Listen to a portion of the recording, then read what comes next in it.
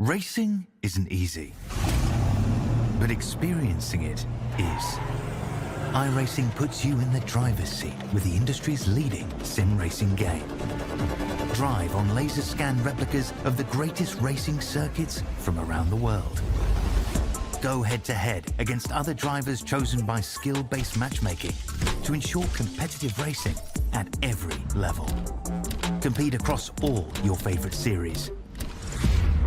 In officially licensed cars, engineered to deliver the most accurate driving experience possible.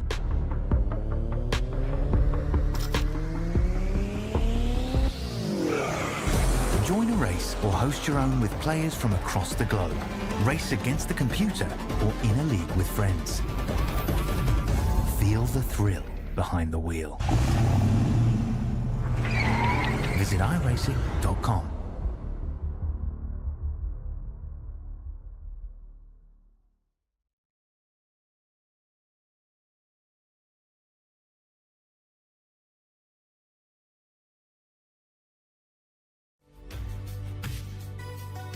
The second half of the season begins, and it begins at a circuit which maybe at this moment in time doesn't have any racing on it, but in the past was a staple of IndyCar racing time and time again. We find ourselves at the Motor City. It's the Detroit Grand Prix at Belle, and your iRacing C-Class Supercars Series has a throwback to all the amazing great street circuit racing that the series is built on. My name's Jake Sperry here with SimSpeed TV and with iRacing, joined alongside with Brady Baldwin, Jay Kennedy in production for our action here today, tonight, wherever you are around the world, to a circuit which is as technical as it comes and needs pinpoint accuracy to go and get results sorted. Brady, you are going to be on a knife edge and you cannot stop to think around this circuit.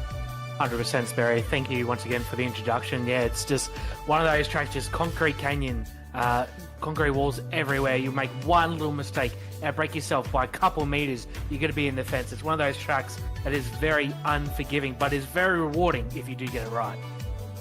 Take our zoom down in courtesy of Google Earth over to Detroit. We find ourselves here in the middle of the Great Lakes, just the other side of the Great Lakes there. You can see Cleveland, Ohio, but down to Detroit, Michigan we go, and over to a circuit right in the middle of the river that we see. And this is where you have to be so switched on in terms of the lap, because this is a very, very difficult 14-turn clockwise circuit, just the 3.8 kilometers or 2.36 miles, a 14-turn circuit in every single element. And the key here is that you've got a lot of those medium speed corners to keep in mind. That run from turns 3 through 6, we expect 2 into 3 to be the prime place to get it done. And then, of course, you got that launch into turn 7 off the Strand Drive 1 that gives you that run through turn 7 all the way over to turn 11. Yeah, it's very hard to also get your car pulled up into turn 7 because you are turning just a little bit to the left as you are pulling up into turn 7, and it's also very bumpy as well as it is with the street circuit, so it is always very hard to get pulled up at the end of the back straight and even to turn 3 as well. You're probably most likely overtaking opportunities throughout the race. If you're bold enough, you can get it done through maybe turn 1 if you get a really good run. It's going to be very, very risky. Yeah, there's a lot of risk here today, and we've been certainly talking about it with the track conditions just before coming on along. It's been very much a case of will it or won't it be wet here today, with a threat of rain at 33% as we take a little look over at the Scott Fountain statue out there right now, and it looks, for at least the moment, like the weather is okay. There is no rain currently forecasted to be into this one, so it's going to be purely dry for at least the qualifying as they go. Let's talk championship standings, though, as we get ourselves ready for racing action. So this has been a championship which has been led by one man and one man only, who's about 400 points clear, 450 points clear now up at the top. That's Jared Filsell. Drivers like Madison Down have an extra race in the back pocket to work with, but it just goes to show you, consistently stepping up, being top 3 each and every single time. Jared Filsell is a very tough character to chase down. I'd also keep an eye on Brody Kostecki, who's got 2 missing races as a challenger to that crown. Yeah, Jared's been exceptional all series long. He's bagged a couple of race wins. And he's always been up the front, even if he hasn't won. That battle at Phillip Island earlier in the season with his teammate Kostecki finished a very close P2. But no Madison down tonight, no Rehan Leonage either. So if you guys probably looking to work their way up the standings, one of those would be Ryan Jones and Blake Warboys, who are in the race here tonight. Yeah, there'll certainly be two drivers who do want to try and climb up the order and say that it's going to be them who makes that charge. Of course, when you're running a street circuit, some drivers don't necessarily prefer it because they like the open understanding of knowing that they can make a mistake and get away with it. You can't on a street circuit, but we're heading towards the power circuits in just a couple weeks' time. Just got to traverse Okayama after Detroit tonight in 1 week's time. That will give a little bit of an understanding of free circuit, which everyone knows like the back of their hand.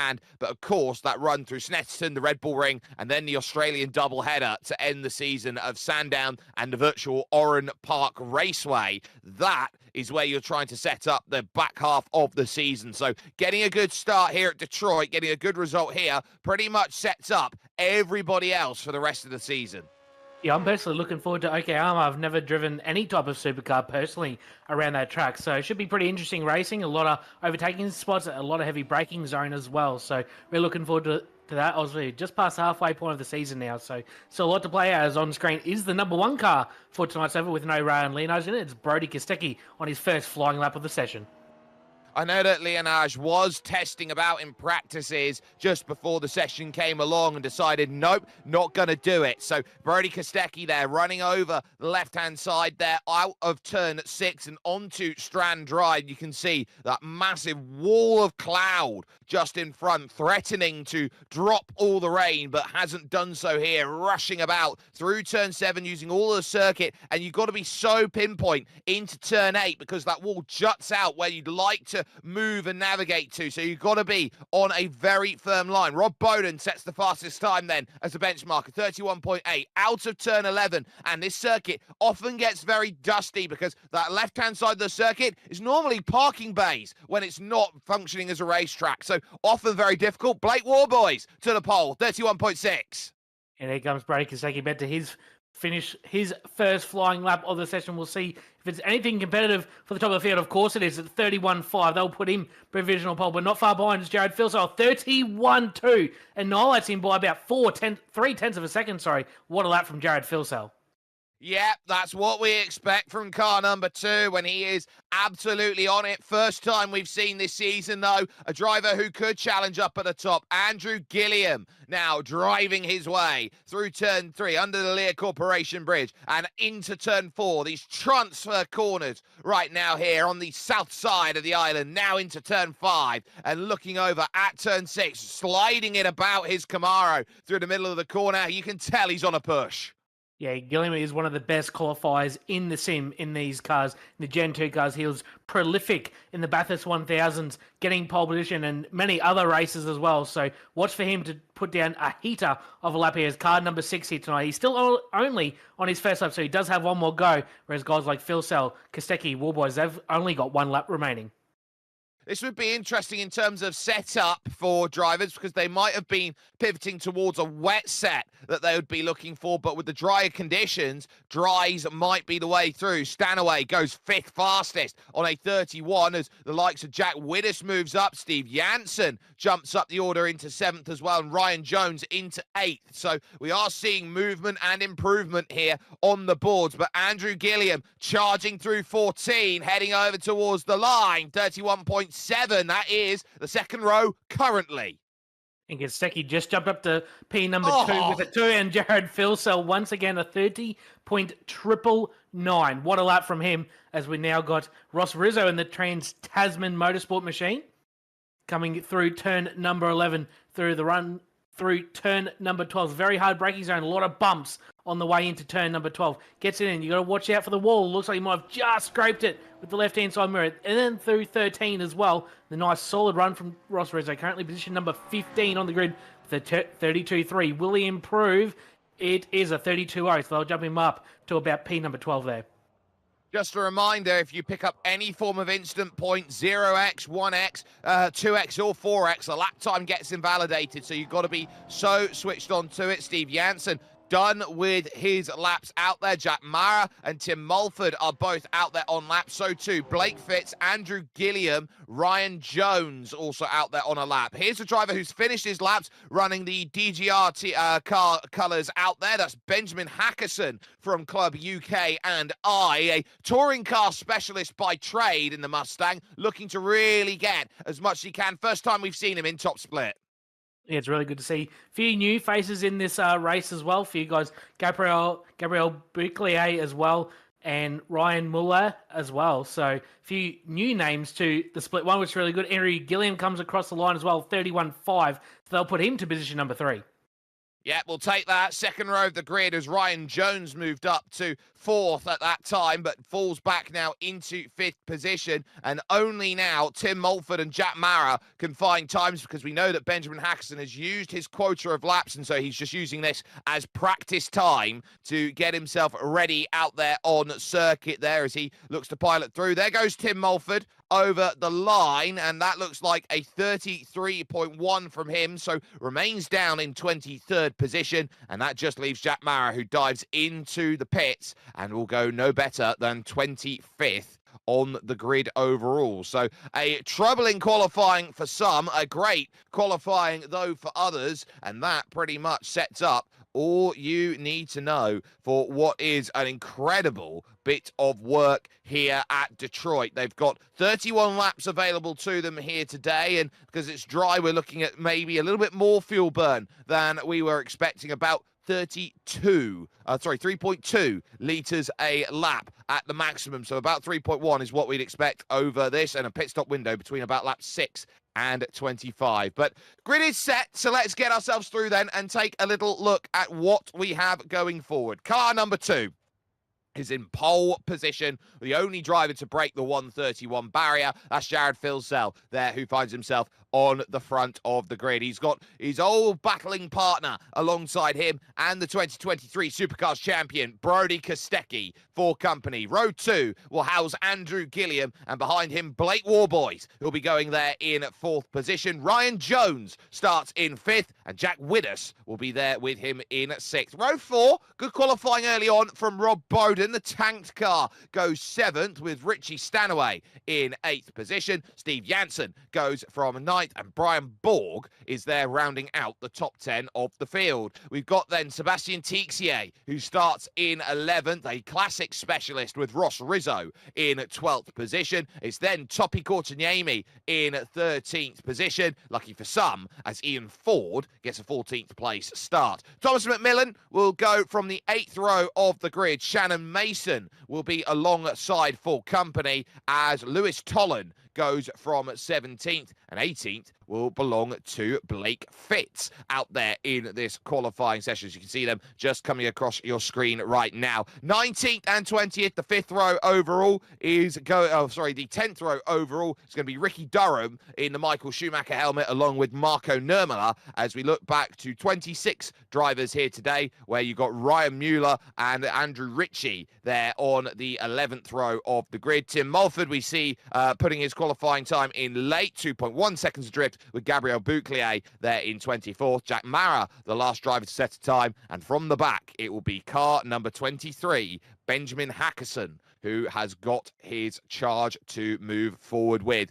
But that pretty much brings us through the 2-minute gridding procedure that we have here on iRacing. The lights will soon come on, the engine notes will start to rise, and we will get underway in racing. It's one of the shortest starts towards turn 1. Horrible start from the 3rd row by Jack Widders. He gets mobbed by Stanaway and by Bowden as he goes into turn 1 and exiting out of turn number 2, up over the small little bridge that they charge over, and now run down towards turn 3. Dramatic start. Andrew Gilliam drops back into 4th, and he has to go defensive as he goes back. Drama's in the back. Is that going to be Bouclier, who's the driver, in trouble there? Down at the back it is, so he's in trouble, and there goes Bowden for a half spin, and that really bunches the field back up. 3 wide now to 4. I was going to say, well, clean and green through turn 1 and 2, but then all kicked off at the back. Marco Nurmela was involved as well, and then looks like contact between Bowden and Richie Stanaway in the midfield as well. Back half of the top 10, seen Bowden go spinning. It looks like he's only lost maybe 2 positions from that, but Thomas McMillan is already up nearly about 10 positions from position number 15. He's right up through the field. That's what you call starter dreams for Thomas McMillan. He'll be incredibly pleased with that. Phil Sell, your leader. It's Kostecki in second. Blake Warboys finds himself in third place and is certainly hoping for what he can get at the moment in third. Gilliam down in fourth, and then Ryan Jones makes the top 5 at the moment, running through towards turn number 11 in this 31 lap race. Then the laps will tick over quite quickly. By comparison, they will have one stop that they have to make, and rushing through 12 and 13 and looking for that drive over to complete that first lap. It's about range setting at the moment. Staying within about a second of the car in front gives you all you need. The gap's definitely firm at the moment at a couple car lengths at the moment, pretty much equidistant throughout the entirety of the top 15. Yes, McMillan +8 on that first lap. He's up to position number 7 from 15th. A really good start from him. There's a bit of a wobble in the background from Brian Borg as well across turn number 2, but it's all single filed out for the moment. Looks like Steve Jansen maybe in the background looking down the inside of Topi Kotkaniemi, and won't quite get the move done there at turn number 3, but he's going to fall in soon as one of the Monster Energy cars, Shannon Mason in the background, runs a little bit wide. Very easy to do, run wide at turn 3, and if you do manage that, you are going to be pretty much dancing to try and get back into line as quickly as possible. You've got to be so committed at a street circuit, because a lot of where you run off, you have to find out that you've got to commit into the corner. If you overshoot it and find yourself in the wall, it's a case of either you've got to abandon out at a street circuit, or you're committed and you're through the corner. Yeah, 100%. There's no room for error whatsoever around a track like this. And especially at turn number 7, the exit at turn number 7, we've seen a lot of big crashes there in the past in various series. So that might be a talking point. If we get a few cars racing very closely, the exit at turn number 7 could be a pinpoint for an accident later on. We hope not. We hope it stays clean and green. But for now, it's all so far Jared Filsell out in front over Brody Kostecki. Oh, big lunge, and Jack Mara takes contact there. A push to pass from Blake Fitz, and 1, 2, 3 goes through. Hackerson decides he doesn't want to attack, so he goes by, but he's got to be careful, because now here comes Bouclier going through. This is right down at the back. One car a lap down is Marco Nurmela out there, so it looks like he's had troubles. Filsell the fastest lap, but right at the back, side by side, Hackerson versus Bouclier. This for position, Bouclier down the inside, and Hackerson can only stare at the pass being made. Yeah, Marco Nurmela was involved in that inside on lap number 1 on the exit turn 2, so it looks like he's towed back to the pits and he's re-entered, so he might be coming back out, but he will be one lap down, so it's unfortunate for him for his race to be ended so suddenly. So easily done, and especially at a street circuit, you can find it's not your fault, and you find yourself right down in terms of the order, and that's why sometimes drivers avoid the street circuits, but I think there should be more. So we'll take a look at the start. So this is Bouclier's issue then off of the get-go, as we take the little look here in towards turns 1 and 2. So he gets through turn 1 all right, but then as he comes through turn 2, you can see here, taking that shallow inside line, it bottles up in front, and then nowhere to go, bang! There's the hit that takes him into position, so definitely not pleased at the fact that he got that little tap. So that's pretty much what sent him out to pasture. Oh. Bye-bye. That's Thomas McMillan dumped through the corner by Jack Widdes. Yeah, unfortunately there for Thomas McMillan. Widdes just got in the rear of him on the entry of turn number 11 there. Might have just outbroke himself just a little bit, and unfortunately for Thomas McMillan, his car was right in front of him, so McMillan's going to drop down 3 spots now, so that a very impressive start. Was up 8 positions, and now he's back down 3, but still +5, and he's still got a long way to go to try and work his way forward.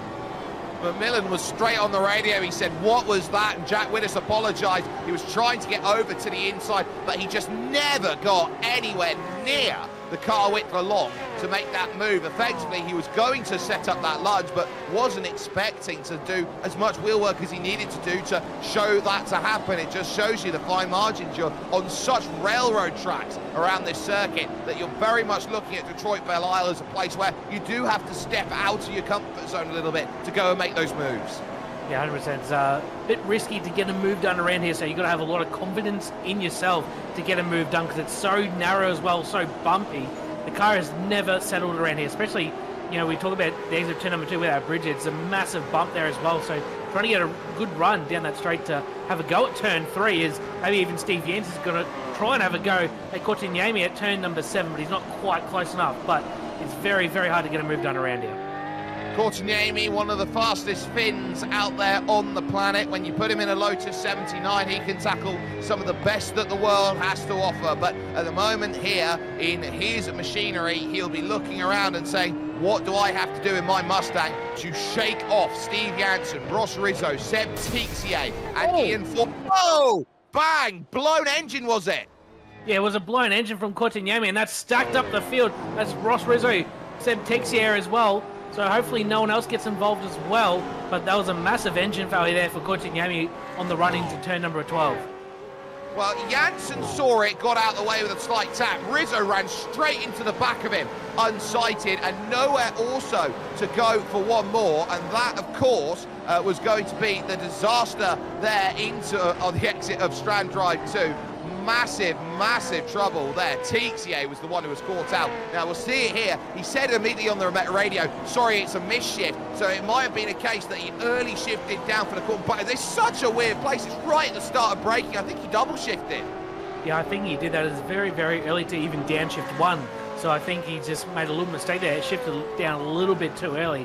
That's instantly going to blow the engine. So very unlucky to Seb Tixier and Ross Rizzo, who are the despisees of that incident. And this on board Ross Rizzo in the Trans Tasman machine in behind Steve Janssen. Janssen very good at evading action, but unfortunately Ross Rizzo locked the brakes and you can't turn your car and he had nowhere to go. Tixier into him as well.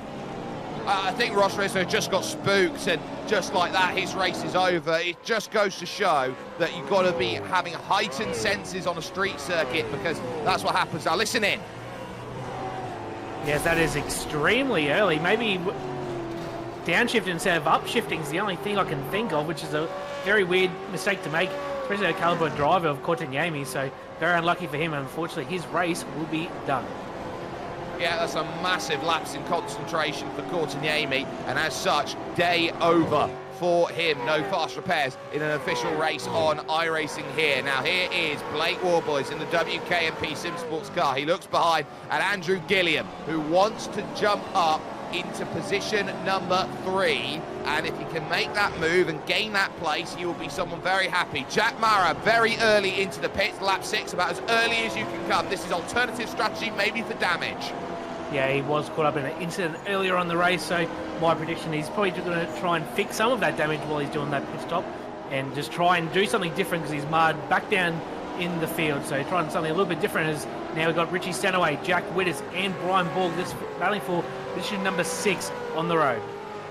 Well, the question that will have to be asked right now of Richie Stanaway is how good is his racecraft here at this moment in time, Brady, because he's got 2 racecraft simulation cars lining up a pass. I like that, Sperry. I'll give that one to you completely. Jack Wittes, unfortunately, had that run-in with Thomas McMillan earlier, so he's hoping to try and be a little bit patient, get the move done cleanly on Richie Stanaway, the Supercars star in the real world, but Brian Borg, his teammate, Jack Wittes' teammate that is, staying right with him, and Thomas McMillan just got the move done on Rob Bowden as well for position number 9, so McMillan on the charge back through the field. Well, he needs to be, and he will have his head down. He'll be quite frustrated even after the apology from Jack Wittes earlier on. He'll want to get back to him over the course of this race and do what he can. Deadlock broken at the front, 1.1. Now the gap between Jared Filsell and Brody Kostecki. We'll take a look at the move then here on the right hand, or on the main part of your screen, the back continuing on at the bottom. Little wiggle coming out of the corner there, having to catch the slide, and that little tap of the brake there for Rob Bowden would be an indicator of, I'm going to let you go through here because I know I don't want to fight you into turn 7. That will cost both of us time. Yeah, I think Rob Bowden just very smart driving there, playing the long game as well. Sticking by McMillan, who does have some pace. He showed it throughout the start of the race until that unfortunate contact with Wittes. So he's going to stick behind him for now. As on screen, Lewis Tolan, Blake Fitz, Andrew Ritchie, Rick Durham in a battle here for position number 16. It looks like Seb Tixier not far away either after unfortunately getting caught in that accident with Courtney.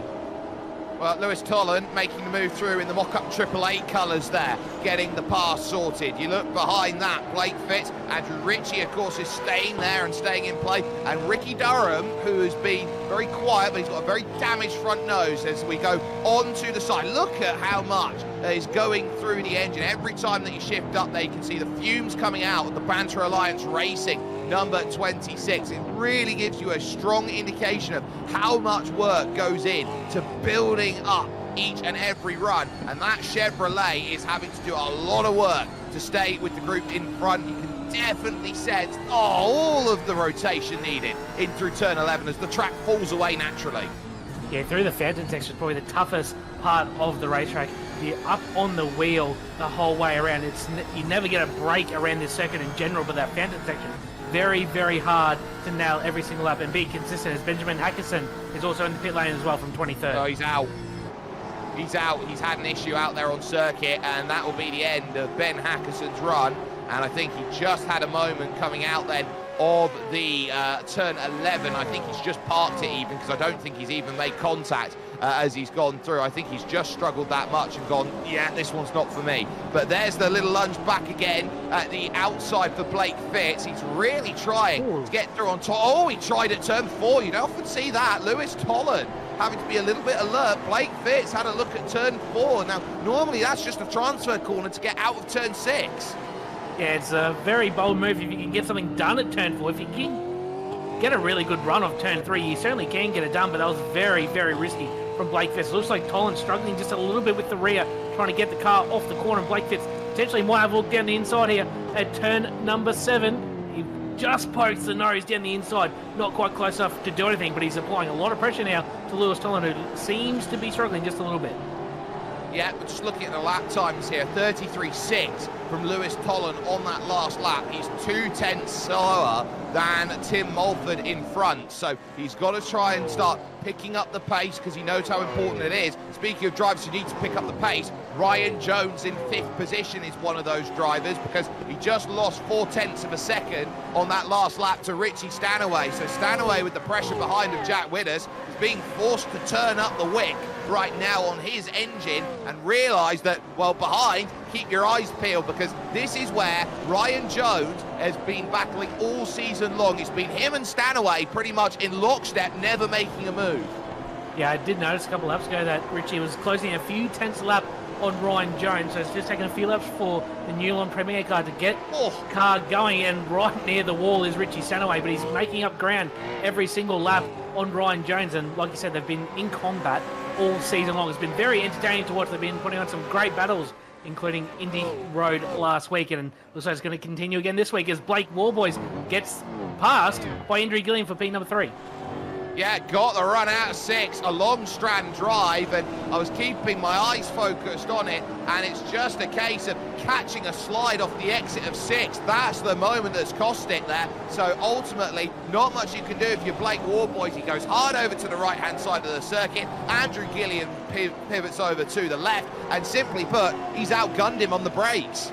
It might have been as well that Blake Warboys just broke a little bit earlier to give Andrew Gilliam that position, because Gilliam was on the outside, and like you touched on before, if they start battling through turn number 7, they're just going to lose a lot of time, the guys in front and also the guys behind as well. So probably smart driving from both those guys, Gilliam and Warboys. They'll live on to fight another day. Well, they've already lost 3 seconds here to Brody Kostecki, so they've got a lot to do. They want to gather that back over through turn 2 and what is effectively known as General Motors Bridge now, after what happened with the safety car, of course, earlier on with General Motors back in the day, spinning and crashing a Corvette safety car over the top of what is now known as General Motors Bridge. So here is turn 4 for Richie Stanaway, chasing down through the transfer, and this is what I think is maybe a little bit missing with iRacing, that I'd love to see a bit more of, these street circuits, this vibe that is there of, you know, getting the truest form of no mistake style racing. I can understand why it's very difficult to get them into the service, but when you get racing like this at Detroit Belle Isle, this is what I would like to say is the purest form of motorsport, is street circuit racing. Yeah, I couldn't agree with you more, Sperry, and luckily for us, we will be getting the Adelaide Street Circuit on the iRacing service, hopefully very soon. I'm not too optimistic, but hopefully we do get it soon. We'll have some authentic Australian street circuit racing in these Gen 3 supercars, which I cannot wait for. But Richie Stanaway still applying the pressure to the DBR machine of Ryan Jones, 200 big tenths faster the last one by, and Jack Widders is running with him. It looks like Brian Borgs just dropped off a little bit from his teammate, not too much, and Thomas McMillan has got some really good pace, starting to reel him in. As bottom screen, we do have Andrew Gilliam and Blake Warboys. Top of screen, we do have Ryan Jones, Richie Stanaway. Double screen here at SimSpeed and iRacing.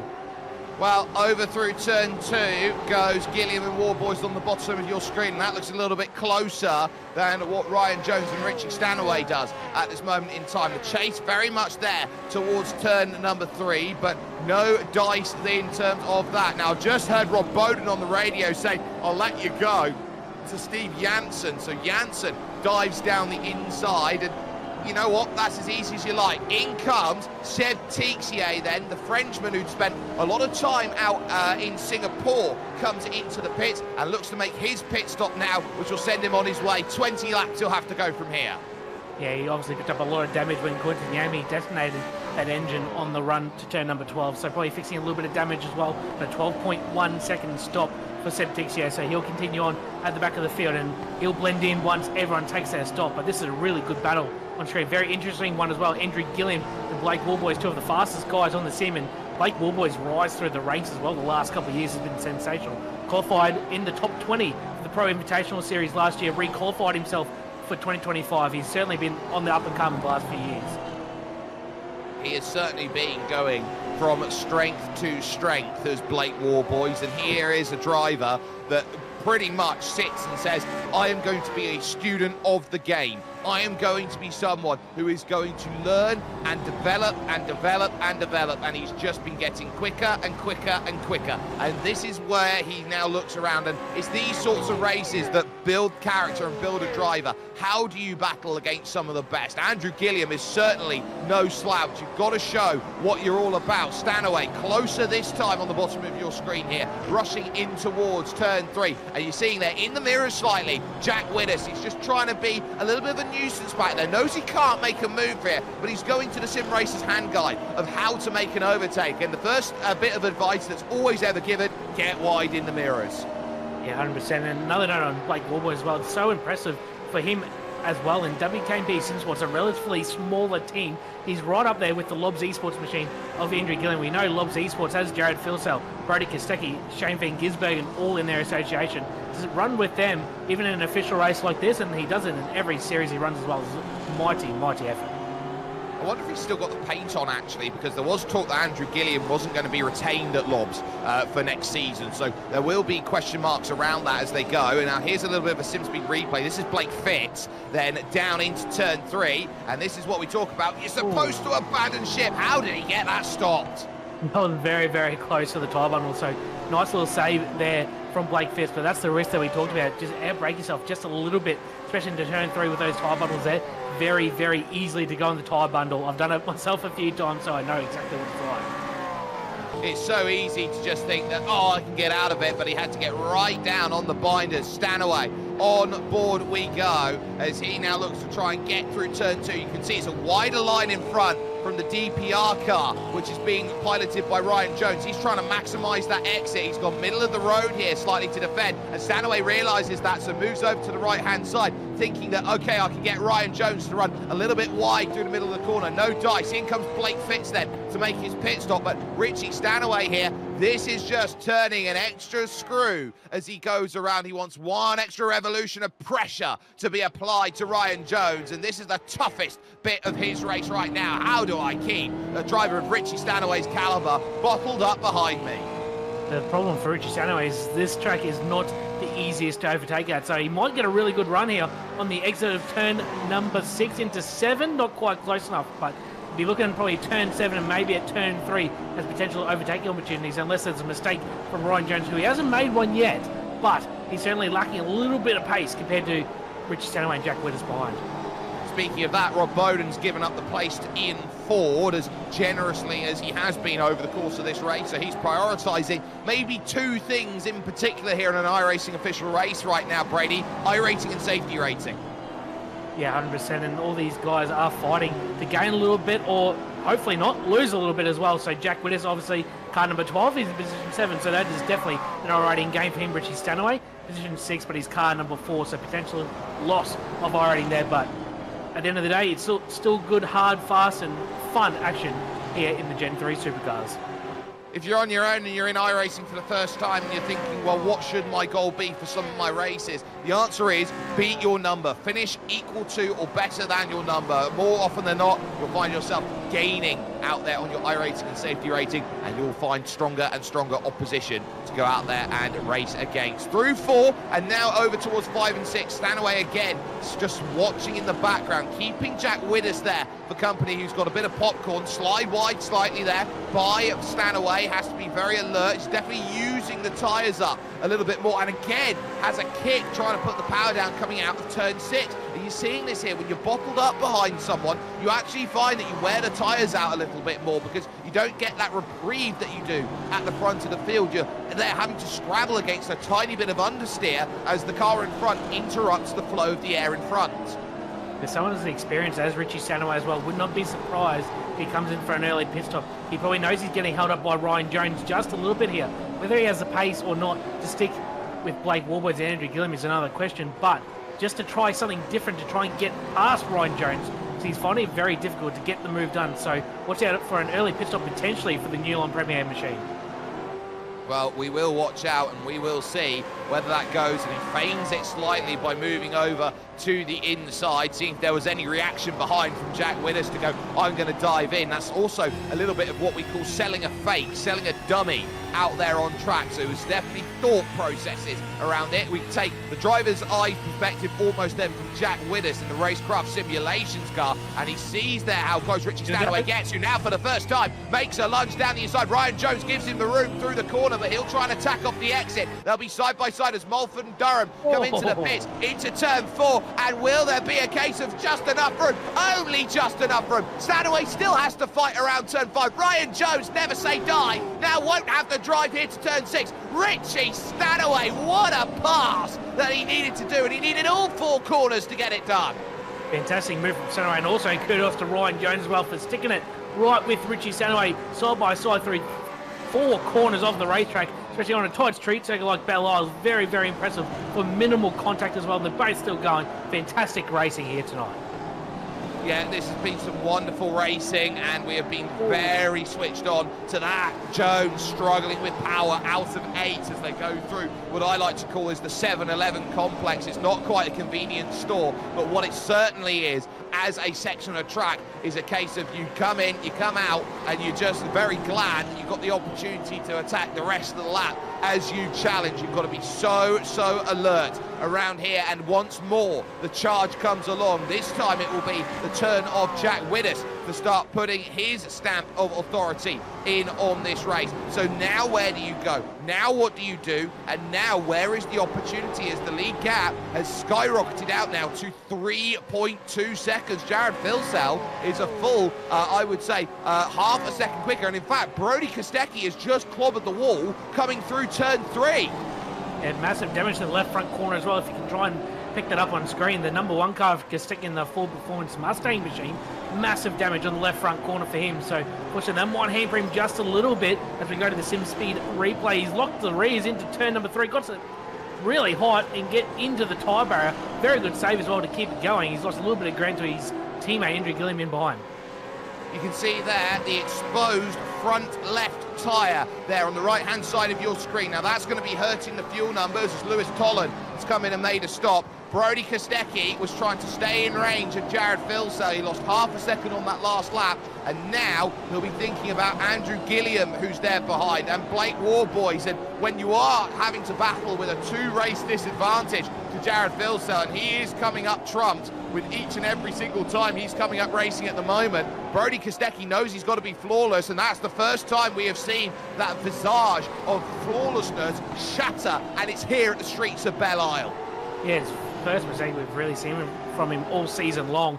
Just, we touched on it earlier, it's very easy to do as well. So very unlike Brody Kostecki to make that mistake, but just pushing really hard, trying to stay with his teammate Jared Filsell. And just on this note as well, Thomas McMillan, speaking of Lobs Esports, he's starting to close in onto the back of this train of Brian Bork in position number 8. So all this battling between these 4 in front has allowed Thomas McMillan to bridge the gap just a little bit. I'd say the train's now on notice because Ian Ford now has dived into the pits. Veteran driver out there is Ian Ford. He's been sim racing up at the highest level for over a decade. He's maybe dropped back in pace a little bit over recent years, but he can still come up, and with a little bit of sneaky strategy here by pitting early on lap 17, I reckon he could get a couple of laps here on the undercut with the tyres, and that could put him right in the middle of all of these drivers, McMillan and Borg and Widders and Ryan Jones, and you've got Richie Stanaway who's in there too. So you've got all of these drivers that you'll be looking around, and you'll also be keeping an eye on who's come out of the pits and where, because that's also the game that needs to be played. Ian Ford has come out just around Rob Bowden and just ahead of Shannon Mason, so no surprises there. And there's a very slow Jack Mara. Yeah, Ian Ford pitted about a second in front of Rob Bowden. That gap has closed up with obviously the cold tire disadvantage for Ian Ford. And also Rob Bowden pitted the lap before as well. And here's Jack Mara on the SimSpeed replay once again coming through turn one. Looks like he's gone in very, very hard. No, he gets watch out for Ryan Muller. He goes in. He's all right. Now watch here as you turn right. Hang on a minute. There's a car on the exit of the apex. Nowhere to go for Mara. Bang!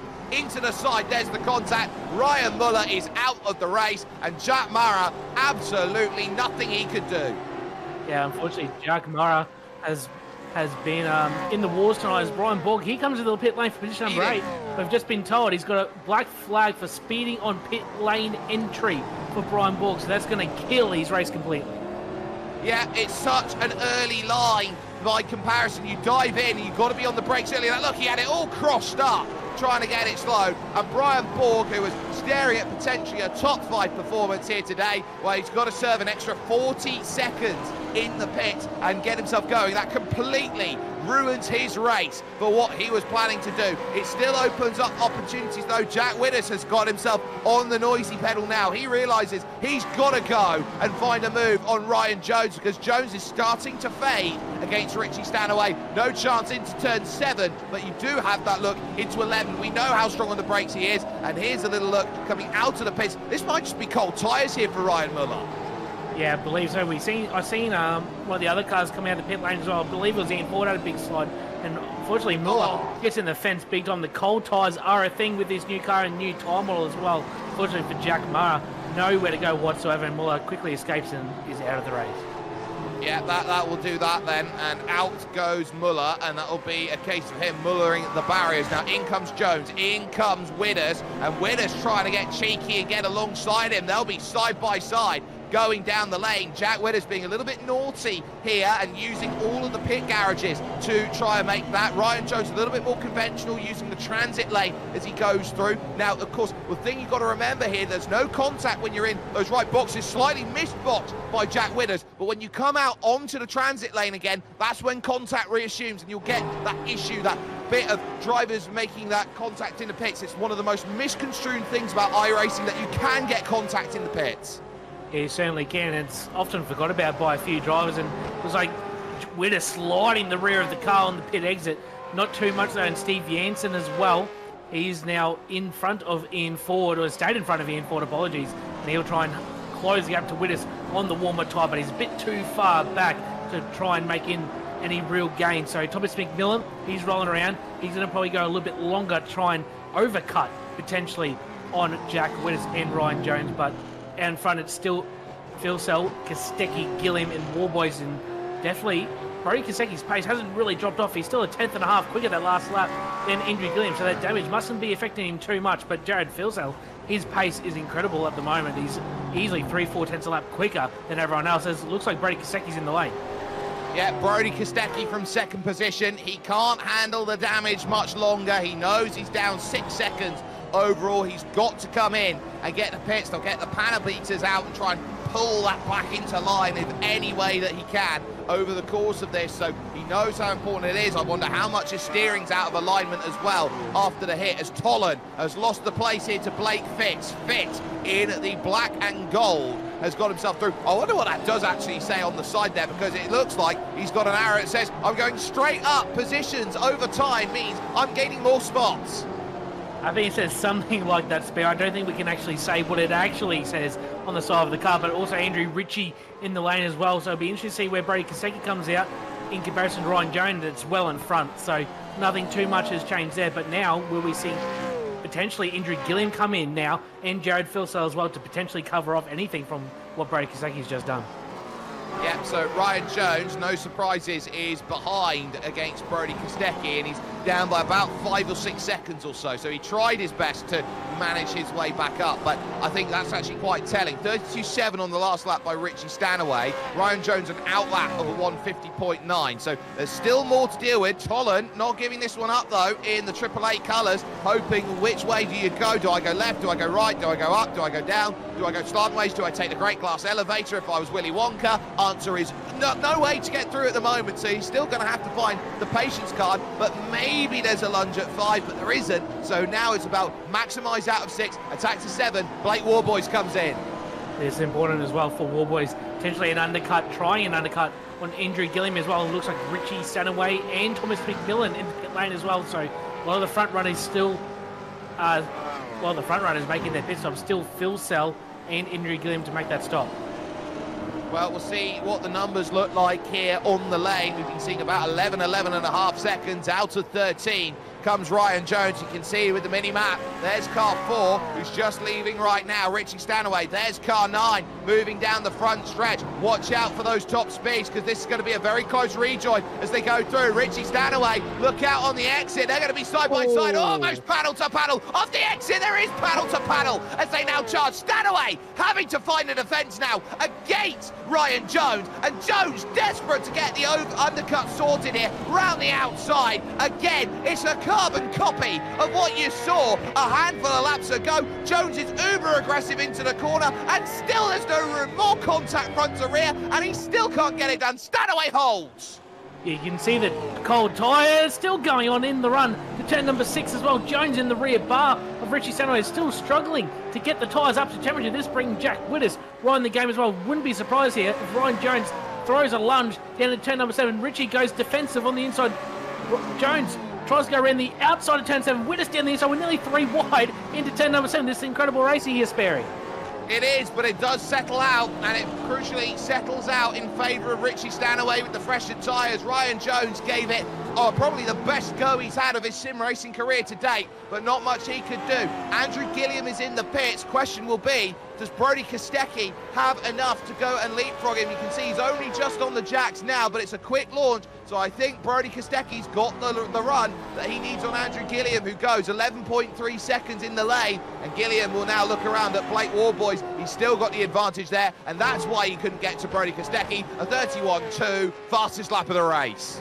Yeah, it looks like Gilliam's actually extended the advantage on Blake Warboys as well, so very good pit stop there from Andrew Gilliam, and really good pace as well. He's probably closed the gap to Kostecki ever so slightly in that pit stop cycle, and it's still only Jared Filsell left to pit in this race from the front runners. Yep, he's got 33 seconds in the back pocket. He can choose to pit whenever he wants with 10 laps to go, and with the margin he's got, he's not really at too much risk of being undercut into that position. So Jared Filsell has already lost 0.4 of a second in this lap, but I'm sure with a little bit of traffic that he's got in front of him in Gabriel Bouclier on circuit, he'll soon be thinking about the pits. He will in fact go another lap out there, so that's worth keeping in mind, and they are changing places all over the order. Fitz and Tolland look like they can't let each other go at the moment, because now in towards turn 4, Blake Fitz, well, he's got that sorted there. He's managed to just hold his station, I do believe, in making that defence, and he's done very well after the slide over the top of the bridge there at 2, and a clip with the wall. Some big movers as in this race as well, Sperry. +7 for Thomas McMillan, 15th to 8th. Tim Mulford's actually the hard charger so far in this race. He's +10, as well as Andrew Ritchie +5 in Ford has snuck into the top 10 after starting 14th, and he's not far behind Steve Jansen either, looking for another spot into the top 10. Well, if you can find another spot that gains you more places, you'll always be happy. Up double digits for Tim Mulford. Give him some credit there. Ryan Jones looking behind. I tell you what, Jack Widders will be tired of seeing DPR there as he reads, he goes through. He wants something new to read. He wants a little bit more literature to work with, and as such, he's going to need to find this pass on Ryan Jones that will put him up into P6 and back to where he started in this race. They've only dropped 1 spot out there in 6th and 7th, and that is to the tune of the 3 places gain of Richie Stanaway, your front 4 in qualifying, as they are at the moment in the race. Thomas McMillan also in P number 8, just behind this shot, is showing some really good pace. That last time by is 7/10 faster than Jack Wittes. So the Lobs Esports machine of Thomas McMillan might be starting to reel in the back of this group and could be a factor in the remaining laps. We've got 9 laps to go, nearly about 8 to go, as Jared Filso goes by the control line now. Still going in this stint, Jared Filso. He's going to run the tank out completely dry by the looks. Yeah, I don't think there's any way he can go the entire way of this race, so he's going to have to be alert to what he needs. Now, is Lewis Tolan, and that is Ricky Durham, who's found his way through on this lap. So Ricky getting it done, because there was a mistake by Lewis Tolan, getting it all crossed up and wrong behind, and you can see it here. He's looking, oh, I'm in too deep, locks up both sets of tyres and has to really bail out of it. And look at Ricky Durham, he just goes, thank you, goodbye. Very good save to keep out of the turn 3 tyre bundle there, as well as we've got another sim speed. No, sorry. No, I thought that was another sim speed replay of potentially Ryan Jones, but nothing is happening. Ryan Jones still got pressure from Jack Wittes in behind. You see he's just dropped off a little bit from Richie Sanaway, so Richie looks pretty safe for position number 5 at the moment, but I still think it's on between Jones, Wittes, and potentially Thomas McMillan. Touched on that last lap by another 6/10. He caught Jack Wittes, so this could potentially be a really good race in the remaining laps, Barry.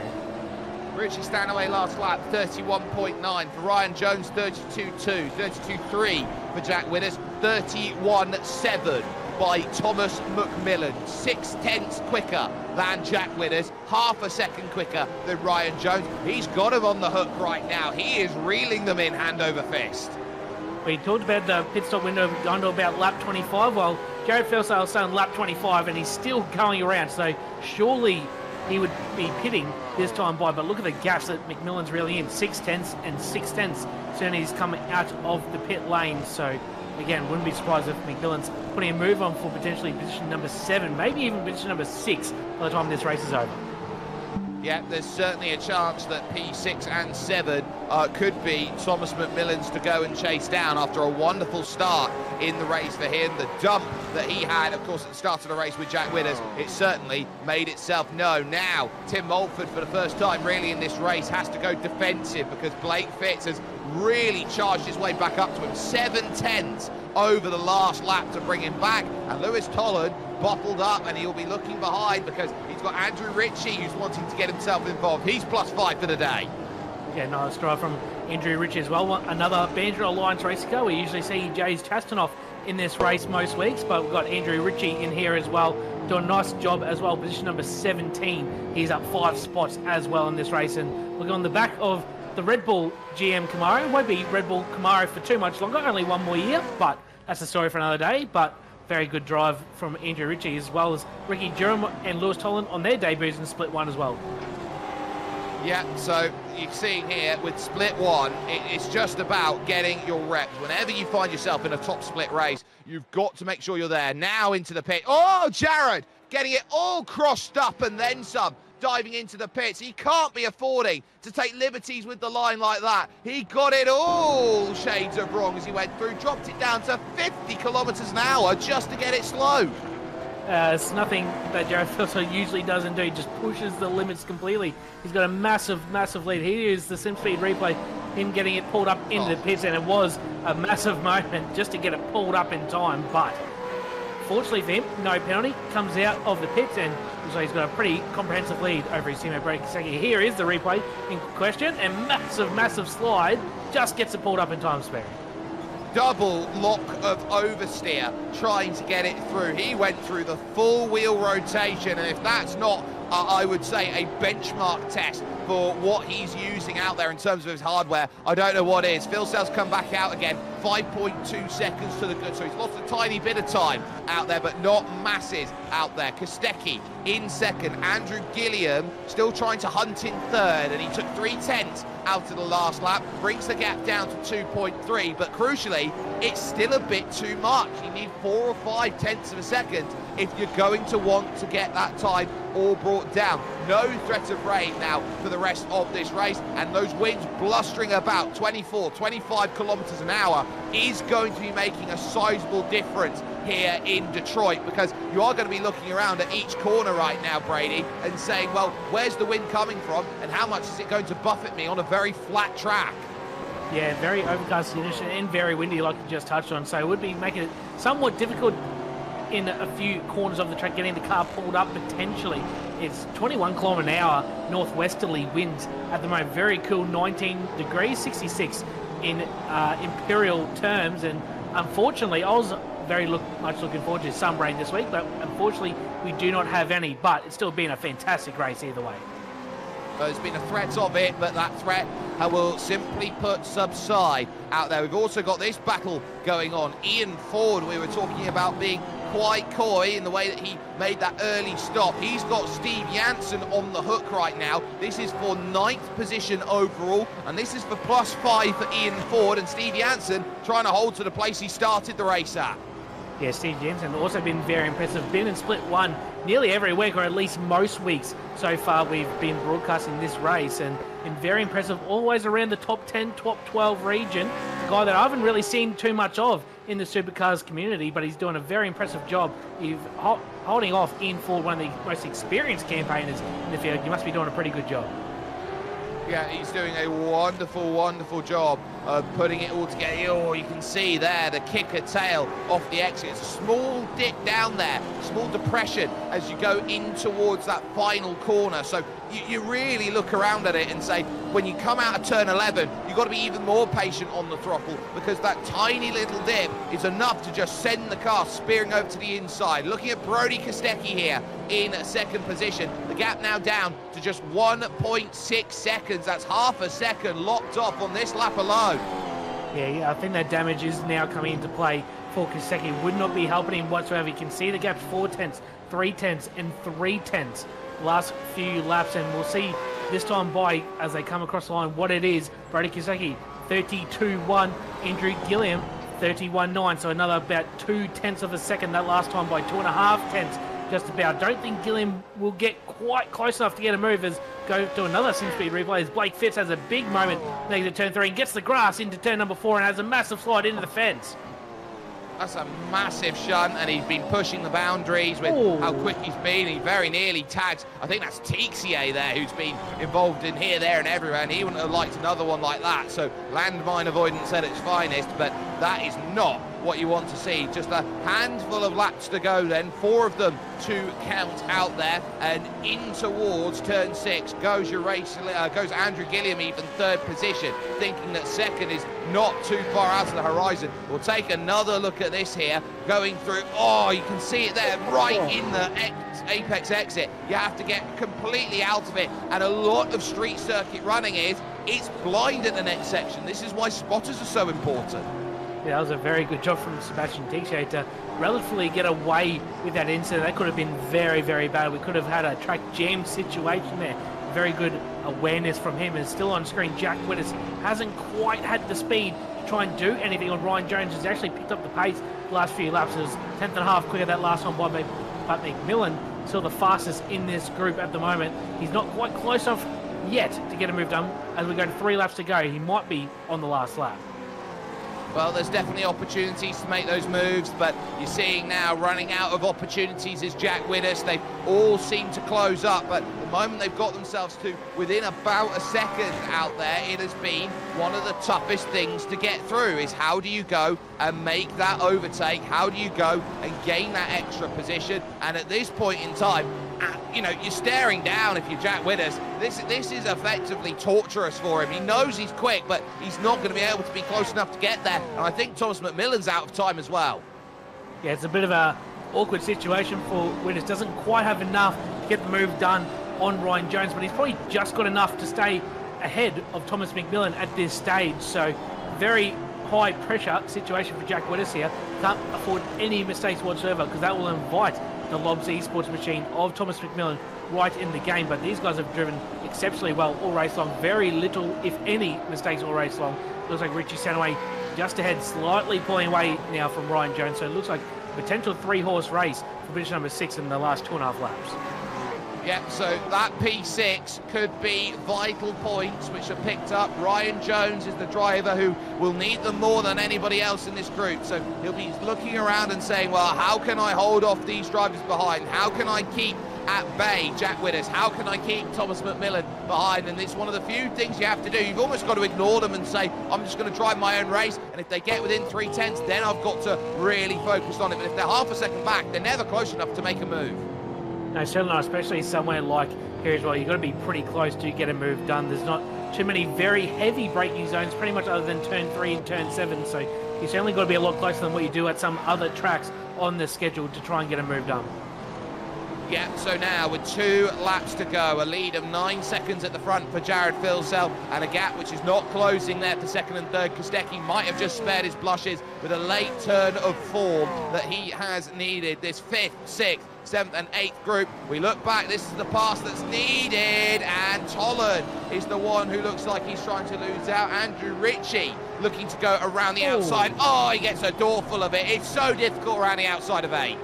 Yeah, a bit of hip and shoulder there from Lewis Tolan on Andrew Ritchie, but that's just hard racing in these types of cars. We've got a lap and a half to go for our leader, Jared Filsell. Like he touched a 9-second lead over his teammate Brady Kostecki, but this battle is still going on between Ryan Jones, Widders and Thomas McMillan.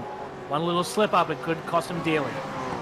It very much could, and now you start to wonder, what is next for these drivers? Can there be any last stage of a siege that is needed? It's been a case of just wait for that checkered flag to come out. There's Barney the flagman up on the stand. He's waving that white flag because he knows that there's only 1 lap to go, and that means that everybody is sitting back. Look at the gap difference between Filsell and Kostecki. We talked about it at the start of the season. Brody was the one who had everything under lock, but at the moment it's looking a bit different with the way that the races are forming. It stays close here as they go on for P number 6 right now, as Ryan Jones realises that he's still got himself about 7/10 of a second over Jack Widders, and he'll look at that and go, that is a gap that I can manage heading over towards the end. There's also the race on for 11th, because quite quietly Shannon Mason has been closing down, and that's Tixier and co looking to try and make some moves, and Seb Tixier wants Andrew Ritchie's number for that place being 16th, and how sweet it would be if he can find the move, searching for the inside at turn 12 and not being able to unlock that. Andrew Ritchie knows how crucial it is to hold that place, and he's got 1 more lap of defensive duty. More troubles there for Blake Fitz, and that comes right in front of your race leader who's already gone by him there. So Fitz in trouble, but no such troubles for Jared Filsell, who is now just 3 corners away from something truly magical here in your iRacing C-Class Supercars Series. Thomas McMillan's got the pass done on Jack Widders, but coming out of the final corner, it is Jared Filsell, who is faultless Filsell, 4 straight at the Motor City. Fantastic drive once again for Jared Filsell, 4 in a row for him. Brady Kostecki comes across the line in position number 2 with that damage on the left front. Gilliam P3, Blake Warboys a valiant P4, and a long way back to Richie Stanaway. And just had a look at the Widders McMillan incident. It looks like Jack Widders actually pulled over, let Thomas McMillan by, so that might have been for that contact earlier on. Widders, very good sportsmanship from him if that's the case. I think that's definitely it. There's no other explanation for it. So he gifts Thomas McMillan the place back that he didn't get, he would say, fairly earlier on. And that level of sportsmanship you don't often get to see in iRacing. So that's great to see. He's still got more going on. Tim Mulford still trying to defend the double digits gain that he's got there. That's Ricky Durham, who's hoping that he can find a way through. Ricky Durham, the only way he's going to find a way to make that pass now is if he turns his name magically to Ricky Bobby. But heading over towards the line, Tim Mulford has just been able to hold. Yeah, very good battle all the way through the field. Once again, Tim Mulford gaining a lot of positions in this race. This is the Blake Fitz incident as Jared Filsell was coming past him, and big slide through turn number 8 and 9. Very awkward place to lose the rear end, potentially just a little bit trigger happy with the right foot. Unfortunately, didn't cause any dramas for the leaders coming by, but Blake Fitz has probably had a race to forget here tonight. Not what he wanted, but in terms of 31 laps worth of racing conducted within 48 minutes and 3 seconds, Jared Filsell gets it done by 10.3 over Brody Kostecki, who finishes off in second. Andrew Gilliam is the final driver on the podium as the top 4 remain unchanged from where they started. Blake Warboys there in P4 will be very happy with his result. Richie Stanaway would gain 3 spots and find himself in 5th, dealing the majority of this race with Ryan Jones. Thomas McMillan had an uber start to the race and is +8 for the day, finishing in 7th, with Jack Widders giving the place back on the final lap after the contact they had in the early part of the race. Steve Jansen would be 9th, and Ian Ford at the Evolution Racing team would be the driver rounding out the top 10. It then follows with Rob Bowden in 11th, just staving off the challenge of Shannon Mason in 12th, and the double digits gained from Tim Mulford is your biggest mover and shaker in the field. Ricky Durham was the driver trying to take that position away and couldn't manage it, with Lewis Tollan, Andrew Ritchie, Sebastian Tixier and Brian Borg, the last finishers on the leading lap. The 2 drivers who were 1 lap down at the end of the race were Gabriel Bouclier, who was spun around at the early stages, and we saw the dramas on the last lap for Blake Fitz, which cost him that place on the leading lap heading to the line. Ryan Muller had himself a big issue out there, and his collection of Jack Mara took him out to the race, and other retirees included Benjamin Hackerson, and then of course there was the engine blow for Topi Courtaniemi, which took Ross Rizzo out of the race. Marco Nurmela also out early on just the 2nd lap overall. But that brings Belle Isle out of play, and now to an iRacing free track, which every sim racer who has been around has had an opportunity to drive in some way or capacity in some machinery. It's the Okayama International Circuit, and in terms of plying your trade and all of the key characteristics that you need to get racing under your belt, this is a fine circuit. It certainly is. I can't wait to see these Gen 3 C-Class Supercars out on track next week at February 10, 9:15 Australian Eastern Daylight Saving Time. Should be a fun race. I think it's a very good circuit for these cars. A lot of heavy braking zones, a lot of slow speed corners compared to at least Belle Isle here tonight, and a few medium speed corners as well. So a bit of variety. Should put on some fantastic racing next week. And the only places you can catch all of the racing of your iRacing C-Class Supercars Series is here with us at SimSpeed TV, be it on SimSpeed TV channels and, of course, with iRacing on iRacing channels this season. It's an absolute privilege to bring such wonderful racing over to you. But from the entire team that's got it done, from Brady Baldwin, Jay Kennedy in production, and myself, Jake Sperry, it's about as simple as it gets if you are car number 2. Jared Filsell is flying. It is 4 straight victories here, and he just commanded himself here with the utmost professionalism around the Detroit Motor City here at Belle Isle. It's a question of, can he be stopped? Can anybody step up to the plate and challenge him? And at Okayama, a track which every sim racer should have an understanding of and how good it is, it's a case of the place where you've got to be at your best. Jared Filsell right now is better than best. He's simply phenomenal. We'll see you at Okayama.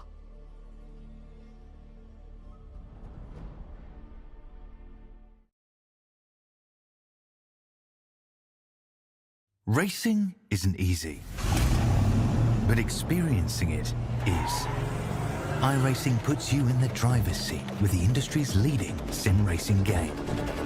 Drive on laser scan replicas of the greatest racing circuits from around the world. Go head-to-head against other drivers chosen by skill-based matchmaking to ensure competitive racing at every level. Compete across all your favorite series. In officially licensed cars, engineered to deliver the most accurate driving experience possible.